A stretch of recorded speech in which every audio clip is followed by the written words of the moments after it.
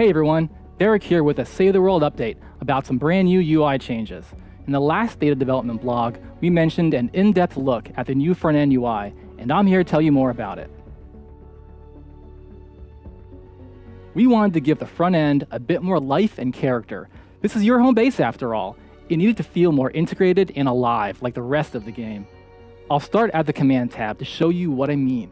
This new screen is meant as an overview and a hub. Here you can see your power and account level progress, and it features a glimpse inside your command center, where your current hero is prominently holding down the fort. Around your hero, there is useful information and navigation to other parts of the home base. Let's do a quick tour. Home base power is now simply referred to as power, and it's the largest number on the screen because it's the most important. Power represents overall combat effectiveness. If you want to take on more challenging missions, you'll need to increase your power. Notice the reward you are working towards is shown at the end of your XP bar. There's a variety of rewards given, and I'll expand on that later. If you want to plan ahead, go into Profile for a peek at your next few level up rewards.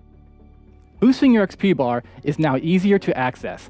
There's a button below the bar showing your current boost level and how many more you have left. We've also added a big yellow button for quick access to change your hero, as well as a shortcut to the inspect screen to level up. You might have heard about the upcoming hero loadout system. When it's released, this is the button that'll take you there. Lastly, you can get a short description of each menu item if you highlight one for a moment, and there's also a new pop-up that lets you browse your stats with explanations of each. Now, let's take a look at the other sections. The rest of home base is populated by a new cast of characters that you'll meet as you play through the campaign. The Heroes button takes you into the training room, where you'll find the Major. He's a new character that helps you upgrade and manage your heroes. Other things you can do from here include managing defenders and sending your heroes on expeditions. By the way, you no longer need to pre-slot defenders in the front end. You can now summon any defender from a defender post. The last thing I wanted to mention is a quality of life feature under the Manage section. This familiar screen has new buttons that let you quickly change between schematics, heroes, and everything else. Let's take a look at how we use survivors. You'll find the director hanging out here, keeping you appraised of your top survivors on the board behind him. When you go into squads, you'll find a new autofill feature. Turn this on if you want help managing them. The game will do its best to automatically fill your squads with your most powerful survivors. You can always turn it off and take control if you want to maximize them yourself. By the way, don't forget to check out the new help page for tips on how to match squad members. The Upgrades room is another new home base addition, and it's where you'll find Kevin. This is where you spend upgrade points earned by leveling up during missions. There's 2 tabs worth of choices here. The first is all about your gadgets, and the other, Tools, is where you can increase the size of your backpack, improve your trusty pickaxe, and other similar things. If you want to plan ahead, you should try out the Preview button. This handy feature lets you flip through each level of your gadget and tool expansions. Next, let's take a look at Lars's research room. Research points generate like they used to, and are automatically collected when you enter the room. From here, you can spend your research points to boost the fort stats of your choice. The research lab will get more efficient over time and generate points faster and storing more. Plus, you'll get an extra bonus when you fill a fort meter. Say hello to Clip. She runs the armory. She's your weaponsmith and keeps a representation of your most powerful schematics on display. The armory remains the place where you can access your schematics, backpack, storage, and resources. From here, you can also get to the collection book and transform.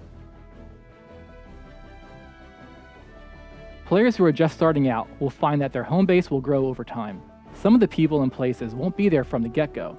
Don't worry, you'll unlock them as you progress in the main campaign.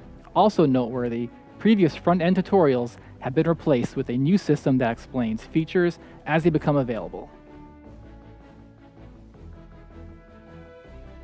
Existing players have probably noticed pretty big changes in this overview. We've removed the old skill and research trees. Both were slow to navigate, could be difficult to understand, and had some choices that weren't always meaningful. With these changes, we've moved the more impactful gameplay choices directly into the Upgrades room.